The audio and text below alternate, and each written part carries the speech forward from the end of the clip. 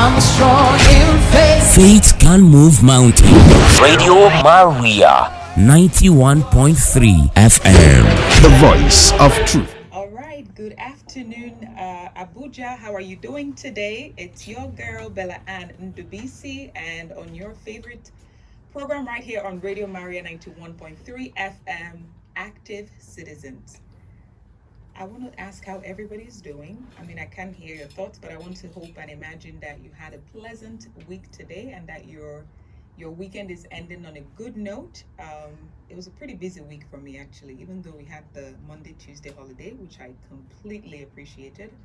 There's something about, Friday, I was super excited to get into the weekend. So I'm really excited that it's Friday. I think TGIF, I have a TGIF moment today, but I must tell you that today's show is super exciting. I have a full studio. You can't see it, but I'm telling you, I have 3 amazing guests on the show today. And our conversation this afternoon is going to be centered around healthcare delivery in Nigeria. And I have very capable individuals to, have this conversation today. But for those who are tuning in and joining us for the first time, I want to remind you that you're listening to Active Citizens. And for those who are our usual listeners, we want to thank you always for continuing to tune in to be a part of this conversation. For the benefit of our first-time listeners, this program is born out of the need to shape a new generation of patriotic Nigerians who are committed to contributing positively towards nation building. We seek to do through 3 things. One is to educate our listeners on the importance of volunteering, on civic engagement, and opportunities that are available to build their professional experience through volunteering. The second thing that we want to do is why we have 3 amazing guests on the show today. We want to spotlight and celebrate citizens who are leading change in their communities and globally.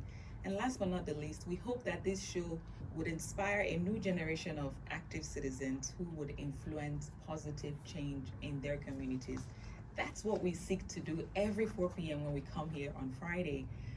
And even out of here, we're building a community of individuals who are really taking their role as, citizens, super important. So I'm very delighted to welcome our guests on the show today. I have to my right, I know you're not seeing me, you can only listen, but to my right, I have Dr. Lazz Eze. Right across immediately in front of me, I have Mr. Man, is it Mr. Doctor? I'm a pharmacist actually. I'm fine with my name. There you go, Emmanuel. So we have Emmanuel Okala, and just diagonally from me, we have Henry Okelue, and Dr. Lazz Eze is actually a health professional. He's a public health specialist. He's a medical doctor, and he has great experience leading change in the medical field. And I think we're going to get to learn about some of the initiatives that he's been leading over the course of our conversation today. I think it's probably best to allow my guests to introduce themselves. I think it's best because that way you get to hear from the horse's mouth. So I'm going to pass the mic over to Dr. Lazz. Dr. Lazz, who is Dr. Lazz? Right, Bella, thank you very much. Yes, you've already said the most important aspect that has to do with our program today. Public health physician, sustainable development consultant, but I lead the Make Our Hospital Work campaign, founded in 2020, and 2 years are still counting. And it's essentially a citizen-led, community-based advocacy, to ensure that our healthcare facilities function optimally. And when we say hospital there, it has to do with whether it's primary healthcare, secondary health facilities, or tertiary. I host Talking Health with Dr. Lazz on AIT Tuesdays 6:30 p.m. So 85th episode next week. Wow. We'll be talking mental health, so a variety of health issues being discussed there, and I do other things as well. Fantastic. I think this is a good start. I hope we get into the rest of your engagement over the course of the conversation. Thank you. And I'll pass on the mic to Manny. Oh, Emmanuel. yeah, that's what my friends call me. I'm wondering how you got there. All right, okay. Emmanuel. I'm your friend now. Yeah, sure, you should. Okay. Yeah. Emmanuel Okala. I'm a trained pharmacist, but delved into public health so many years ago. I'm also interested in health system strengthening. Yeah, and I'm also a hygiene promoter, and just like Dr. Lazz said, I think he's hosted me a few times on the show, and he's been doing wonderfully well. One of my very good friends, and yeah, he's a mentor in the public health space, because I think if we have a few of him, yeah, I think change is possible. So change begins with us, and we all have to be changed agents. So that's what we all try to do. You're saying all the right things, you know, all the right things. All right, Henry. Bella, thanks for having me on your show. This is the first time I'm actually in this building. Well, thank you for It coming. looks impressive. My name is Henry Okelue. I'm an engineer and also a public servant. I'm into IT and strategy. Also a member of Run Club Abuja, which is a health and wellness community where we come together to encourage one another to stay fit, live well, and generally just affect the people around us. Once again, thanks for having me. Well, thank you for joining our conversation today. And I should say to all the people who are listening, halfway through this conversation, we're going to open up our phone lines for those who may have questions for our guests. We want you to really be an active part of this conversation. So we're going to take a short music break. When we come back, then we will dive into the conversation with all the guests that we have on the studio today. Don't snooze or you lose. All right, welcome back to 91.3 FM Active Citizens here on Radio Maria, the voice of truth. I'm back here with my guests, Dr. Lazz, Henry, and Mani on the show, and we're talking healthcare delivery here in Nigeria. I want to start by asking, because this show is as much about the individuals who come on as it is about the work that they're doing. I'm curious to know, for the purpose of, especially the younger people who are tuning in, Dr. Lazz, what inspired your interests in the medical field? Well, thank you very much. I get to get a lot of this question. I think growing up, I kind of was teleguided into it, and I also accepted it because I recall when I was in primary school, I usually hear, "Oh, this will be a doctor," So from elder ones, my siblings, from family, friends who come around and all of that, perhaps because of my brilliant academic performance and all of that. So in Nigeria, they have this way of, trying to tailor certain persons to certain professions. So, but I kind of internalized that, and growing up, I'll be I'll be a doctor. And I started getting interest. Someone gets wounded, I want to get close to see how it's being handled and stuff like that. So while in secondary school, junior class, I already knew I would do science. So not too always about it. In senior class, medicine. Okay. So when I picked up there was no compulsion anyway. Okay. So, but those initial stuff was just this one will be good at this, and I kind of followed that path. So now many years into being in the medical field here in Nigeria, what would you say has been the challenge or the most significant challenge of healthcare delivery? At the moment, I would say number one, there is really no strong interest to make our healthcare strong or make it work. Why I say that is it kind of summarizes every other thing. Other things are symptoms. So, but it's being seen as charity. It's being seen as doing good, philanthropy. That's how healthcare is being looked at, even by policymakers. So when you're saying put in more money in health, they see it as, one big money we just put and had no return on investment. So perhaps when we begin to see it as business, it could be taken a bit more seriously. Where are the significant gaps? Number one, the most important is on human resource for health. Okay. The healthcare facilities are grossly understaffed everywhere in the country, everywhere.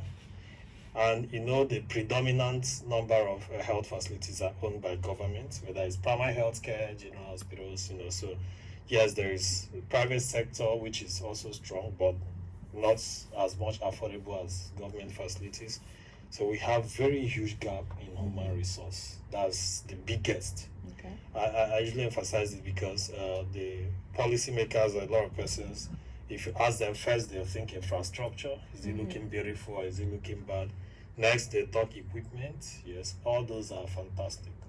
But if you have very fine infrastructure, have equipment, I don't have competent hands that are well motivated and the atmosphere is conducive for them to do their job.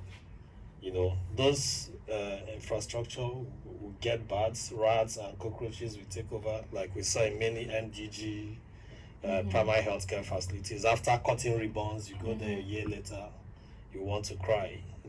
So equipment, fine and good, you have all of them. Politicians like procurement, so they are good in giving contracts for infrastructure, good in procuring equipment, but they don't like hiring people. And even when they hire, sometimes they do not have the good mix. And healthcare is a teamwork, so you must have equitable representation of the key persons in the team to do their jobs. So even when you hire and you hire mostly certain cadre, or say, okay, you have doctors everywhere in a general hospital, and you don't have adequate number of pharmacists, med lab scientists, and other persons, it will still affect the job. But in this situation, we don't even have enough of any of the teams. So why do we not have enough? Are we not graduating enough? Are the people we've graduated leaving the country? What is the challenge? Why are we having such a gap in human resource in the system? Well, the Minister of Labour said we have surplus, so we are exporting. So coming from that quarters, you don't need to ask so much again, and that's at the federal level. But I've also stated that when it comes to healthcare, there is actually much more responsibilities at the subnational levels, because a lot of times we tend to call out those at the federal level. But for it to work, there has to be this very serious investment, supportive supervision, monitoring and evaluation at the state level, at the local government level. Primary healthcare used to be under local government, now is under one roof, under the state primary healthcare development agencies, and over 80% of our health conditions can actually be taken care of at the primary healthcare level, whether it's preventive, curative, or palliative care, if it's working optimally. So if we get that fixed, many of the challenges or gaps we see at the secondary and tertiary are symptoms of the primary healthcare not working. So that's why you go to National Hospital, cough and catarrh, uncomplicated malaria, common flu, they will take over the whole place. So, and those who have perhaps kidney disease, cancer, and all those ones that require expert care, more attention, will be struggling for attention with those other ones. So emergencies come in, complicated cases, you wait for minutes and hours before you get attention, because you're spending time sharing the available time with conditions that ordinarily should be taken care of at the primary healthcare level. So Nigeria has some of the best healthcare professionals in the world. I say that with sense of pride, because a lot of people who leave, they trained here. So if they are not good enough, they will even be found suitable to be hired wherever they are going to. So which means we have them. And they don't leave with a lot of excitement. And I can say that there are those who ordinarily wanted to leave for one reason or the other, but majority were actually forced out by our system. And whenever Nigerian system demonstrates that it needs Nigerians health professionals to work here, many who have left may even happily come back, or at least those who are yet to leave might not even think about leaving. But the way it is now, the system kind of forces you out, and you really have to be like, no, I don't want to go. No, go. We don't want you, and that's the way it is. Wow. Emmanuel, I want to ask you the same question, because pharmacists are as much an integral part of our healthcare system as our doctors or our nurses. What is the situation? Are we graduating to begin with enough pharmacists? Dr. Lazz has almost said everything that is wrong, but I just had a couple. We are not graduating enough, and we are not utilizing the little we have graduated. So, and that boils down to all what Dr. Lazz has said. And then coupled with the infrastructural gaps, the human resource gaps, and other gaps, I think we as citizens also have our own little problem because Nigerians generally have a poor health-seeking behavior. So even when a health facility is properly situated, do we utilize them? And Nigerians prefer to spend money when they are sick than spending money to prevent illness. Yeah, and it's common knowledge that prevention is cheaper than treatment. Yeah, so I think it's a holistic challenge. We have to face it from all the angles, and it's unfortunate that the policy drivers are not seeing some of these, should I say, challenges with our healthcare system. And then the last part I would like to say is health financing. Yeah, and just like he said, it's the responsibility of government to provide healthcare, but healthcare is not cheap. And Nigerians must be able to understand this before we're able to make progress. And if you go to countries where healthcare works, the government basically runs like a subsidy system. So instead of spending trillions on fuel subsidy, why don't we put some of it into healthcare and see where it goes? Because the average farmer in the village has no hope when he has malaria. Because he can't even afford to open a card in the simplest healthcare facility that's close to him. So we need to look at health financing vis-a-vis health insurance, community health insurance systems. So if we fix this coupled with all other issues, I think we'll make progress. So it's everybody's business. So we shouldn't think or sit and wait for government. What about our billionaires, people who are rich? How much investment are they making in healthcare? So we all have to get involved. And the earlier we get involved, the better for the population. You can imagine our life expectancy is 52 now? 55. 55. Yeah, so what that simply means is you're expected to die when you're 55. So it's pretty low for a country like Nigeria. But then what do you say? We don't even know how many we are. So, so don't know Hopefully by next year we'll know. Hopefully. We've been having this conversation for long. So 206 now 17. Wait till next year. Something like that. So I think we need to go back to the basics because it was working. Foreigners were coming to this country in the 60s. They were coming to UCH. Royals and big people were coming to UCH to get treatment. So where did we get it wrong? So we couldn't sustain what we had or what we were offering, and that spurred on to other issues with our country. So I think we need to go back, take a few steps backward, and continue from where it was working and see how we can build from it. So, Manny, both of you have shared a few things that that I really want to pick up on. One of the things you mentioned as you were speaking was, Nigerians having poor health-seeking behavior. And I'm glad that we have Henry here. For those who are listening, I think I'll also allow you and, my other guests to also share what does that mean by having poor health-seeking behavior? What are practical ways that, we can be more conscious of that? We've also talked about the fact that, this takes more than government. It takes an all, effort of everybody, both government and citizens. And again, I think it also drives home the reason why we have this program and why we have brought you all on here, because you're also individuals who in your own part are doing your part, to ensure that you're improving on the system. And then the third thing you mentioned was that it hasn't always been like this, right? So where did we get it wrong? I think, again, one of the key things that this show is doing is we want citizens to understand that, listen, holding government accountable is your responsibility, right? You elect that government, and then moving forward, you have to then hold them accountable. So hopefully we can talk about very practical ways that we can encourage citizens, to drive home better the accountability aspect of their responsibility or their role as citizens. But I want to start with the point where you mentioned about health-seeking behavior. What does that mean? When you say that, I remember my doctor, who every time I come to visit, and we're having a conversation, one of the things he always tells me is like, Bella, you have a really good health-seeking behavior. And that's because even before he tells me, I'm able to tell him, listen, this is how, historically, this is what happens. So when this happens, I know that this is the case because I've never, do you understand? So he appreciates that I come in regularly to check in. It's not when I'm sick that I show up to the hospital, right? So what does that mean? How can we be better at, taking care of our health and, be more proactive in seeking Okay, well, Nigerians take care of their automobiles more than themselves, forgetting that they are built like the automobile.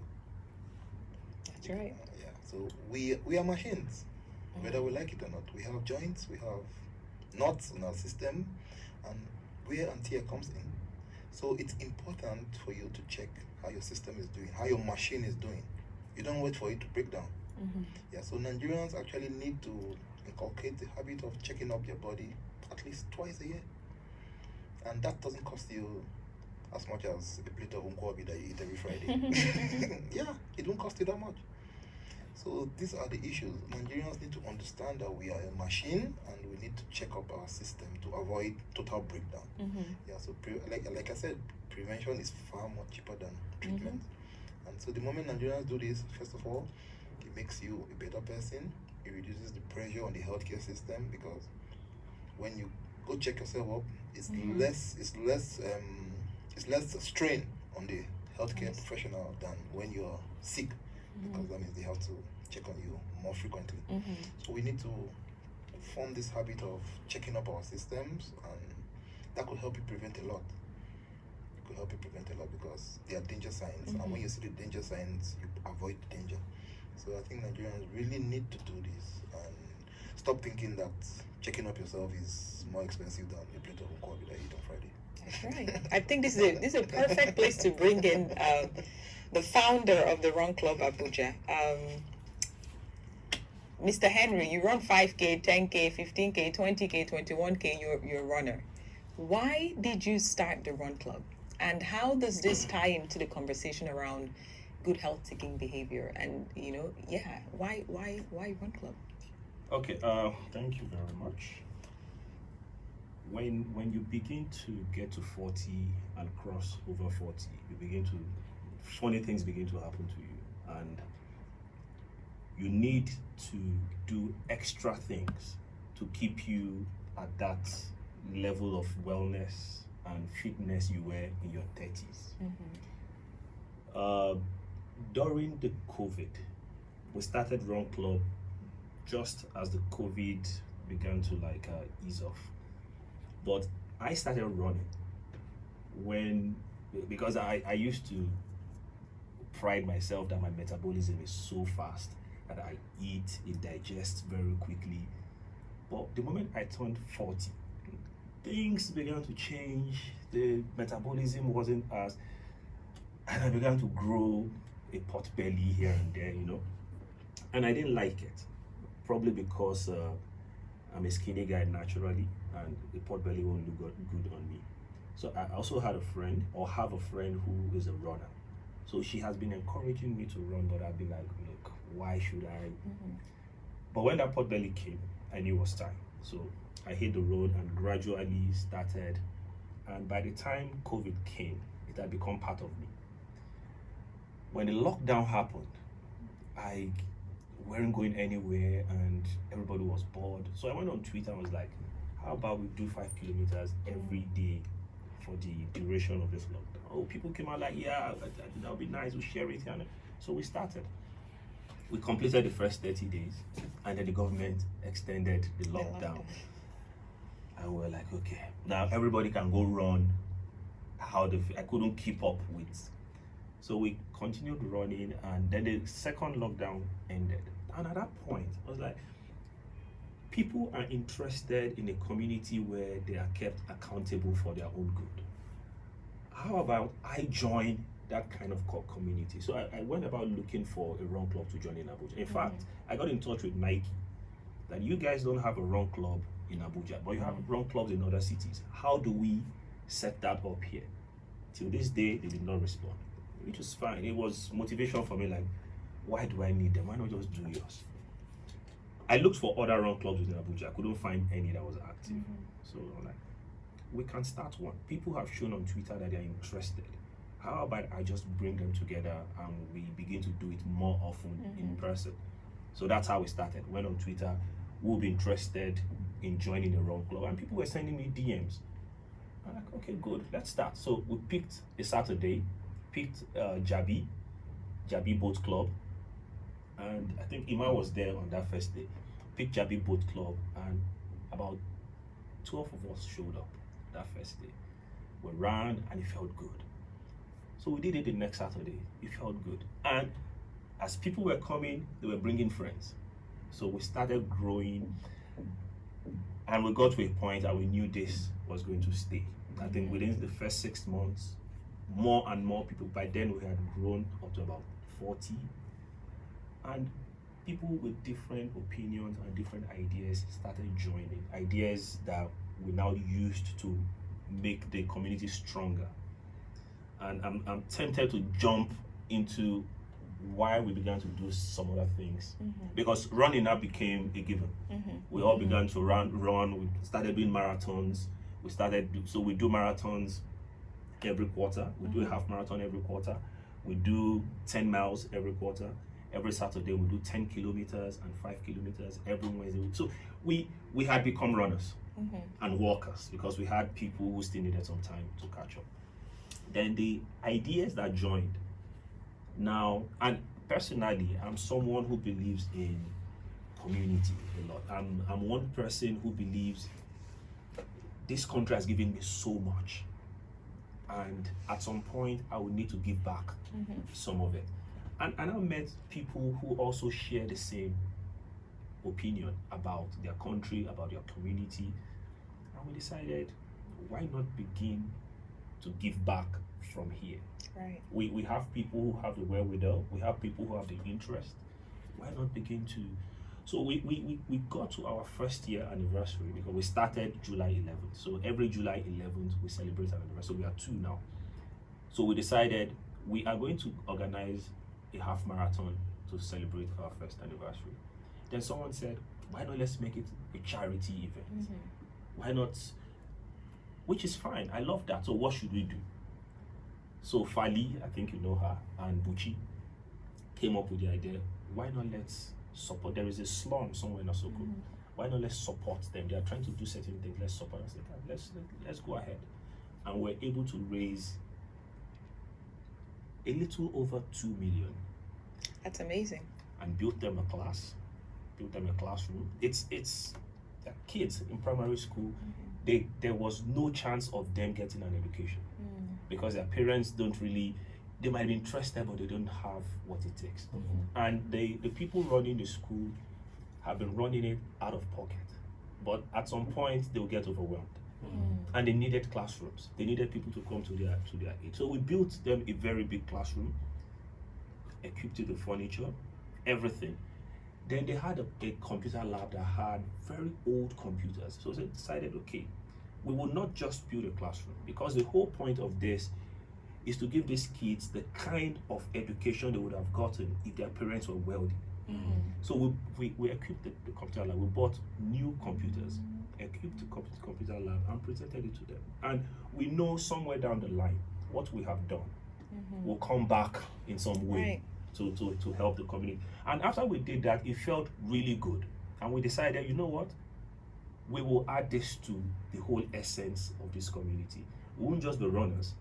We'll be people who, from time to time, will give back to their community. So we've done a lot of things. I could go on and on. No, that's and we're gonna come back to that, because when I started the show, I mentioned that the focus is around health, and everybody here, you're on this table because you're doing a lot of stuff that is connected to health. So we're definitely going to come back to the conversation about what the Run Club Abuja is doing tomorrow, actually. But before we get to that point, we're going to take a quick music break, and when we come back, we will talk about the one thing that sort of holds all the guests on this show together, which is the different community initiatives that are doing to advance effective healthcare delivery here in Nigeria. Don't snooze or you lose. All right, welcome back to Active Citizens here on 91.3 FM, Radio Maria, the voice of truth. Super excited back here with our guests on the show, Dr. Lazz, Henry, and Emmanuel, and talking healthcare delivery in Nigeria. How can we as citizens do our part to improve effective healthcare delivery in Nigeria?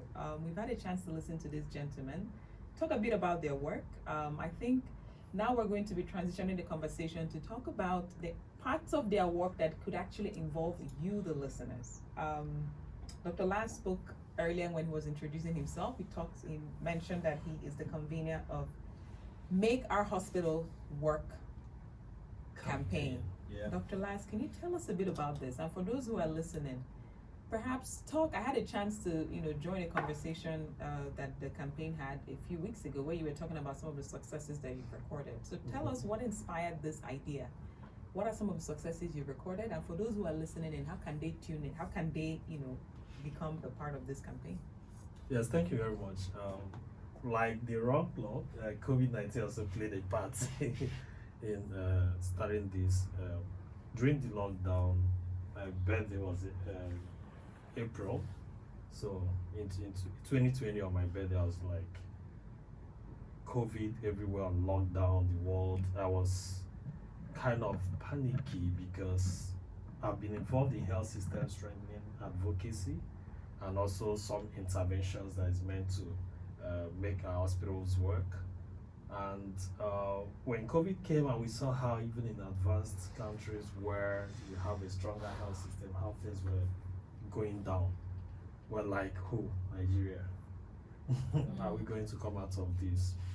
So, and I said my birthday wish was, let's make our hospital work. So I got a graphic designs person to just, my birthday wish, let's make our hospital work for everyone, everywhere in Nigeria. I put that up on social media and it kind of got a lot of positive response. And people were like, oh wow, yes, let's make our hospital work. How can we be part of this? I know the only topic on various media platforms was health.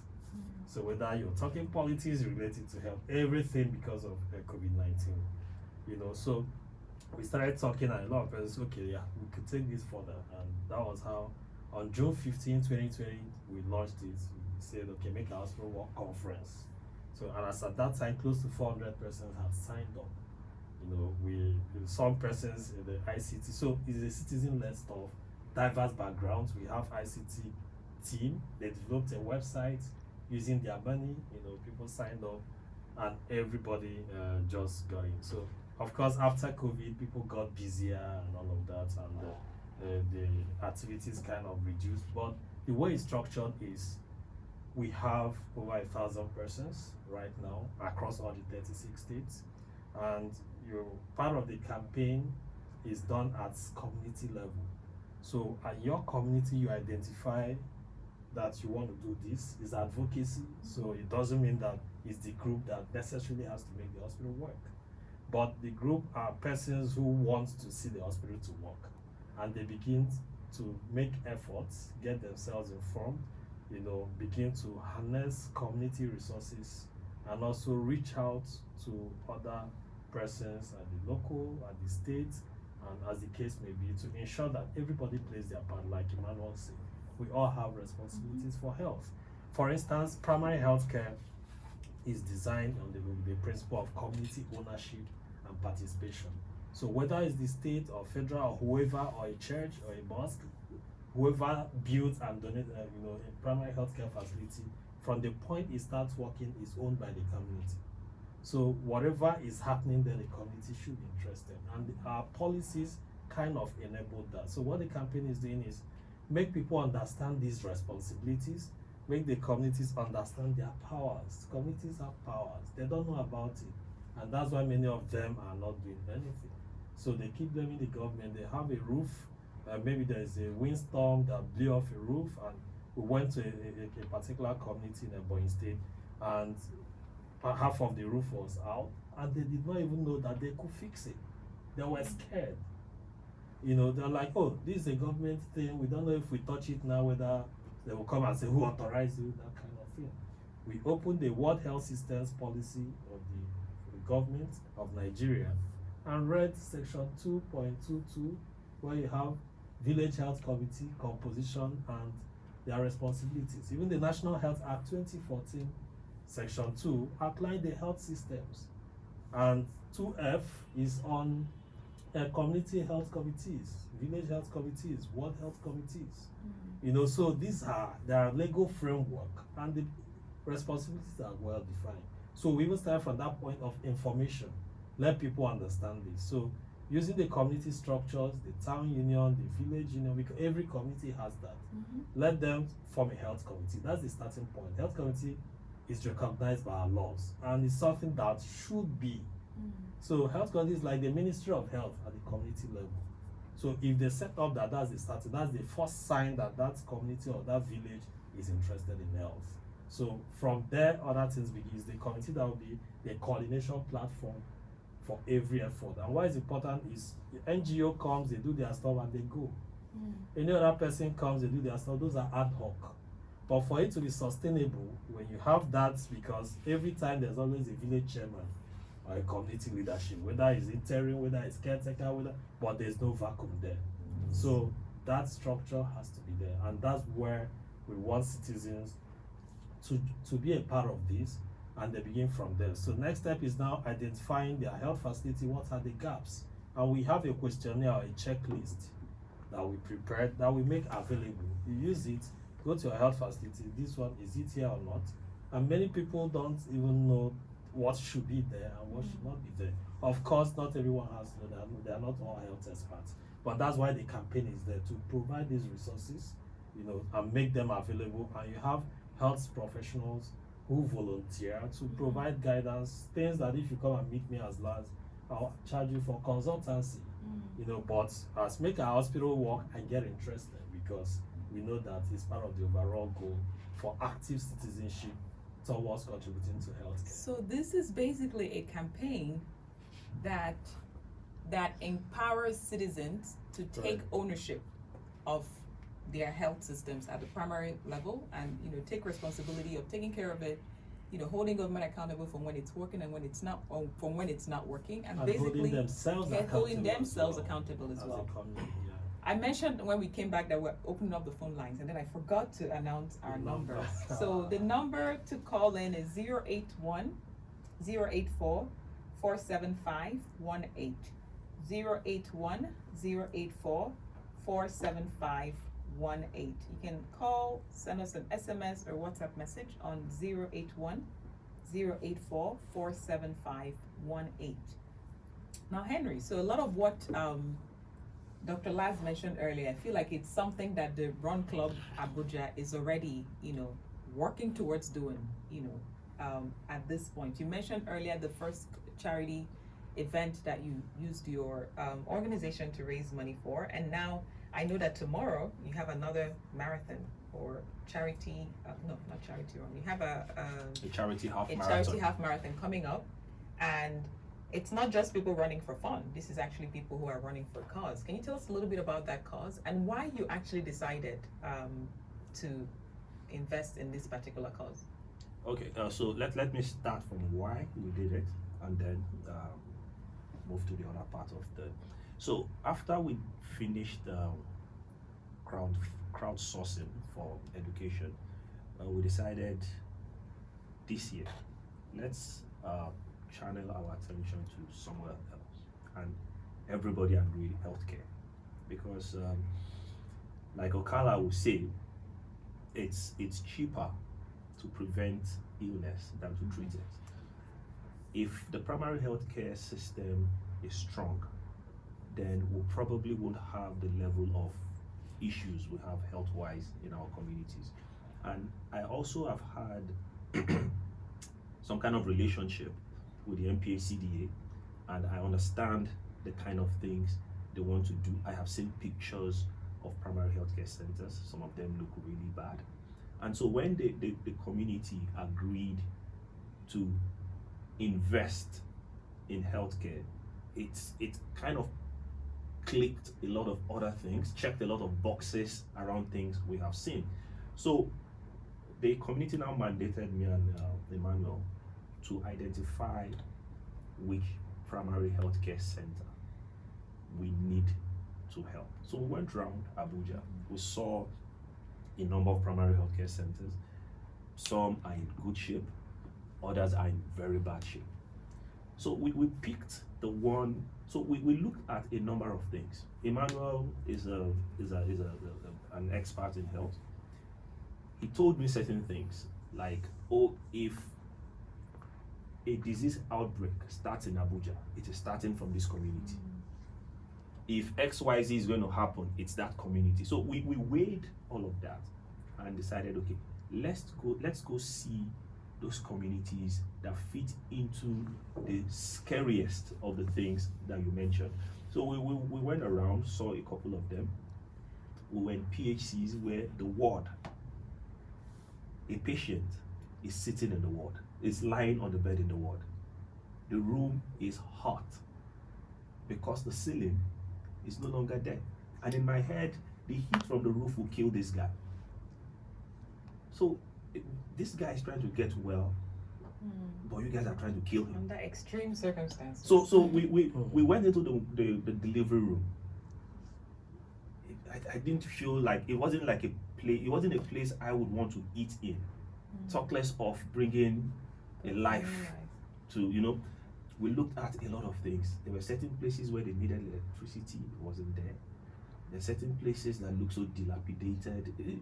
Sometimes the things you see will determine if you're going to get sicker or you begin to feel well, because wellness is also a thing of the mind. Right. So we saw some of the equipment that were broken down and everything, and we're like, you know what? I think we have found the place. Day Community Primary Health Care Center. It's a community where there are so many of them that PHC is the only one serving them, and they are susceptible to outbreaks. So we did an audit of what broken down ceilings and everything. So we took that back to the community, had that conversation that we think we have found where we need to channel our resources to this. We were already people who love to give back to the community. So everybody was excited. So what do we need? We came up with a budget and then set up the half marathon. So the way the half marathon was set up was this. There's a half marathon where people will register to take part, and then we have a donations platform for people who can't run the half marathon. So people register, people donate. The funds from these two is what is going to go into fixing the problem we have identified. So the problem we have identified was going to be fixed at that time from our audit and survey with 3.5 million. So our target was to raise 3.5 million. So we're about to double what we did last year. The economy is not where it was last year, but we were determined to do what had to be done. And even sitting here, I'm already excited about that ward where the roof, the ceiling was gone. And when we told the story to people, when we asked people to come register, Nigerians are very empathetic people. You just need to let them see that this thing will help your brother or help someone you don't even know. So when we came on, and social media really helped because we didn't have the budget, the funds for radio and TV. But when we told the story on social media that this half marathon is not just because we feel like sweating, but we are doing it because we will use it to fix the problem. And here is the problem. So we showed them pictures, we told them the stories, we showed them the what, and everybody was like, you know what, I would register for the half marathon, I would donate.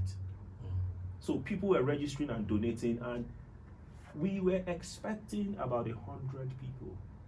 As of today, we are afraid of hitting 250 people who are going to take part in tomorrow's half marathon, and they have all registered.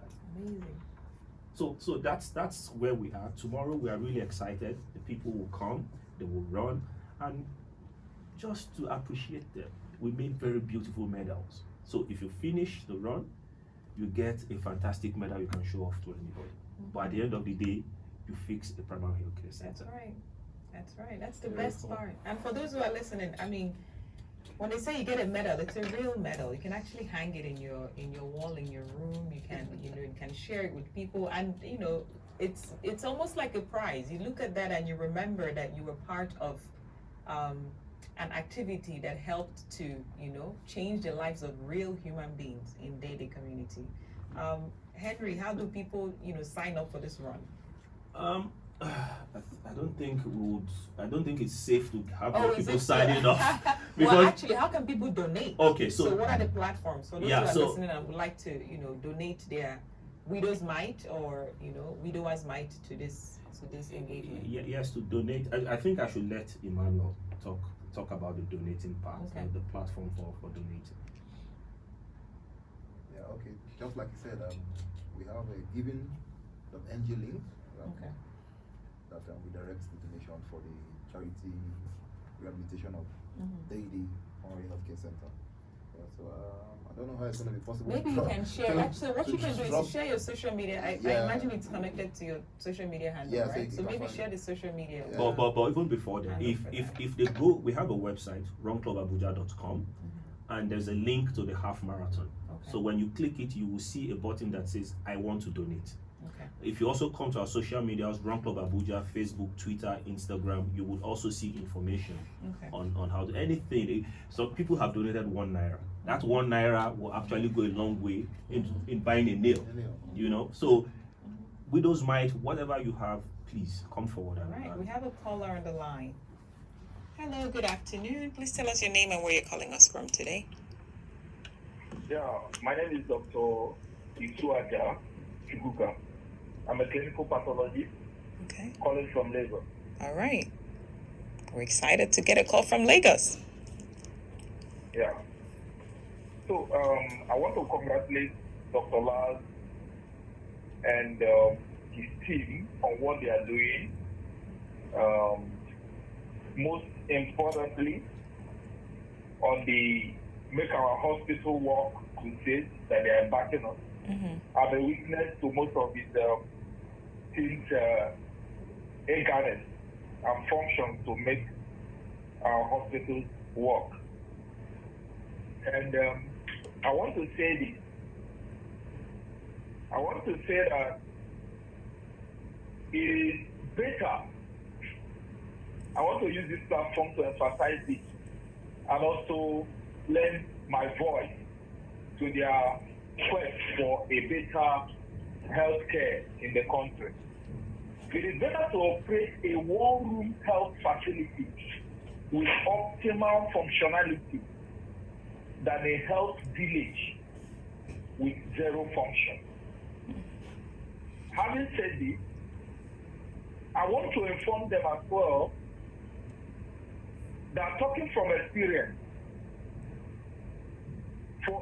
for even a one-room health facility to function optimally, there is need for personnel, electricity, documentation, instrumentation, and treatment. But even at that, in the villages where they are taking their advocacy and interventions to, electricity matters a lot. And I look at it that for purposes of sustainability, they shouldn't mind, we should mind the government, but then I love what they are doing. They are intervening, they are also advocating that government should initiate them. But then I'm suggesting to them that as they continue, they should look at electricity, things like inverter systems, to add them to those primary health care centers, so that 24/7 there will be light in those places. In few government hospitals in Ebonyi State, I know Dr. Lazz is taking to this, and I urge him to continue taking on that. Then documentation, things like using health information systems management in this era, it means that if the document well, that's how it can even be connected, and we'll have the opportunity of experts from anywhere contributing to patient care in that regard. So I encourage them and I ask them to continue this good work, that they may be strengthened by the fact they are doing good. And nobody does good and never get rewarded whether herein or hereafter. Amen. Thank you so much, my people. Thank you so much for calling in and for those insightful contributions that you shared. Dr. Lazz, before the show ends, I want to make sure that the people who are listening in know how they can become an active part of the Make Our Hospital Work campaign. How can people join that campaign? Right, thank you very much. Thank you, Dr. Isuaja, for the call. He was actually watching us on the Facebook Live. All right. Okay, so yes, people can join, and it's as simple as going to makeourhospitalwork.org/register, and also any of our social media handles. But I must mention that the website is temporarily down. We're working on that and could possibly get it up again over the weekend. So there are some technical issues we need to sort out. But on Twitter, is make our HOSP work, at make our HOSP work. Then on Facebook, we have a Facebook page, make our hospital work. Hospital in singular, not plural. Excuse me. And we make it singular because one at a time. So it makes it, if you want all the hospitals to work at the same time, it looks as an impossible task. So one at a time. Then that's also same for Instagram. So essentially, make our hospital work at gmail.com is the email address. Okay. So we share resources, policy documents, and we have a protocol. Step 1, 2, up to step 7 for any group of persons who want to take action within their communities. But term is a community action thing. So persons expect us to be doing things at the state or federal levels, but we tell you what the campaign is about is those communities are just as Run Club Abuja is trying to do an intervention, they identify a problem, is one-off action. So some persons could do that, but for the campaigners, so they are there and continue to engage, advocate, and also create awareness wherever they are and keep monitoring. So what the campaign does is we use our platforms, also the Talk Out Nigeria as a media platform kind of, amplifies those results just to encourage people to do more.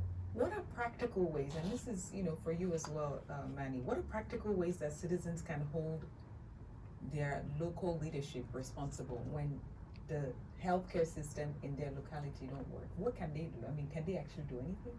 They can do a lot. First of all, you need to know what you're entitled to. We don't even know what we're entitled to. Citizens are just there and they feel it's a privilege to have a functional healthcare facility in their community. And when the politicians come and do these flag ups, they are jubilant, they set up cultural troops to come welcome them, and they don't know that these are basic things that should be available to them. Yeah, so I think the first thing is the people need to know what they are entitled to. And the second thing is what Dr. Lazz has been saying, ownership. Once that health facility is sited in a community, it has become yours. The health workers will come, work, and go. But the health facility will be there. So they have to take ownership, full ownership of the health facilities in their communities. I've been to communities where the community is responsible for the drug revolving fund of that hospital. That's the community put money together, buy drugs, make them available at low cost, and replenish the stock. So when you go there, there's always the minimum drugs they need. I do have a question actually. So for people listening, so when you say community puts money together, is this their individual money, or is this, whose responsibility is it really to equip these hospitals? I mean, when they put this money together, is it an extra thing they're doing? Is that an expectation? Because I know just to clear up just in case there's any confusion around responsibility. It's down to the ownership. When you own something, you're responsible for running it. Okay. So we contribute money in our village meetings. What do we use the money for? Okay. So it's the same scenario. Yeah, that facility belongs to you. The government has cited it, and that is it. It no longer belongs to the government. Interesting. It's now yours. It now belongs to the community. So how would you run your own facility? You should. So it's not out of place for the community to put money together and make it. Like you were saying, you go to some facilities, the roof is open. I really want to ask, does this apply to things like school? So what I understand, so I want to understand, is this that the government has cited this thing, it is yours to maintain and take care of it. However, is there still a responsibility of government to resource these places? Of course. Still, right? So Yes. it's not like this is, I'm giving you this now, you take on from here. No. There's Okay. of course, there are some government responsibilities. Okay. Yes, of course. The government will not just abandon. Maybe I'll clarify that further. He's very right. But where the community comes in more is on coordination, leadership, Yeah. governance. Okay. Those community governance structure must be there. If anyone doesn't take anything, if there is no health committee in the community, is a gap on its own, and a lot of things will go wrong. In my community, I'm from Okposi in the Ebonyi State, and through the advocacy of the campaign, the community set up a health committee, and through what the health committee was doing in terms of knowing what is on ground and providing information to the leadership of the community, 18 persons contributed money for some quick interventions in the general hospital. And through that involvement, people were calling commissioner for health. You know, so everything is not just about money or project, but influential persons were making calls. We went to a health facility that doesn't have a toilet or a water source, and it was reported. Someone called the local government chairman in September last year. By October, work started, and by December, there was a block of 3 toilet facilities and a borehole done by the local government. You know, so these things are just all those things. Influential persons will use their influence, so we put money, and again, equipment was dropped in our general hospital. For 8 months, it wasn't working. It was until I took a patient there, and I raised the alarm. So basically, this is community taking initiative, Yeah. right? And when things are not working, you're taking practical action, just not sitting and expecting that things would, you know, Yes, the that government things would at that work. level is the community, Right. and you bring every other person to Yeah. do what is necessary to make things work. Wow. Okay. I think I want to leave the guests a chance to say say some final words to folks who are listening in today, and before we wrap up the show. So Dr. Lazz, what are your final thoughts, particularly on encouraging listeners to become more active in their communities? For Right, those who are looking or thinking about ways they can be a part, make change happen. Yes, thank you very much. Healthcare facilities working is in the interest of all, both rich, poor, and all of that. And for that place you think it doesn't matter, you could have an emergency, and what could keep you alive could just be presence of light in the night and someone to set a drip just to make sure, and in the absence of that, the person is gone. So let's all take this personal. I'm Yeah. taking it personal, I'm doing it for myself. So let's all take this personal, that everyone should get involved to make our hospital work. Henry, for those who are listening in and are interested in becoming more active citizens, whether it's in making healthcare system work or just in making a change, in their community, and I don't know where to start, what thoughts do you have for them? I think the first thing is mindset. We need to understand that there is government and there's our community that we have a responsibility to. We need to support, we need to complement whatever government has done. Like the two health experts have said, when something is cited in your community, it is the responsibility of that community to make sure it keeps working, it doesn't break down. And when there's a government negligence, you draw government's attention to it because it is yours. We shouldn't say because government is not fixing certain amenities in our community, we should just let it go to waste. We can come together, do the bit we can, but always make the government remember that this is ours and you must make sure it continues to work. So long as people recognize that the community is theirs, we all can't run away from our community. Some of us will be left, and we must make sure that whatever is there works, and whatever we don't have, pending when the government finally remembers us, we can put it in place, because you can't quantify life. You can't make an argument with life. If government does not provide healthcare for you and this person dies, the government might not even know who you are, but you had a chance to save this person's life. You had a chance to build a road that you had a chance to patch a road that could have saved a vehicle accident. Do it. It's the community has a responsibility to take care of its own community because it is yours. That's right. Thank you. Mr. Emmanuel, final thoughts for our listeners today. Yeah, my final thought has almost been said. But I think just like I've earlier said, health is everybody's business, and we just can't let the government. In fact, nowhere in the world, the richest countries in the world, government doesn't run healthcare. So the people are the biggest shareholders in the health system, and so we must all get involved to ensure that the health system functions for us, not even for people far away from us, for ourselves. And then Nigerians should learn to improve their health-seeking behavior. When you check and check again, it's better than waiting for your system to break down. So we must all ensure that we go for checkups at least twice a year. And it's not really that expensive. You don't have to be afraid that, oh, when I go there, they're going to give me a bill of 100,000. No. With little money, you're good, and you'll be able to know what's happening to your system. And when we do that, we reduce the pressure on the healthcare system, and we also improve our contribution to society.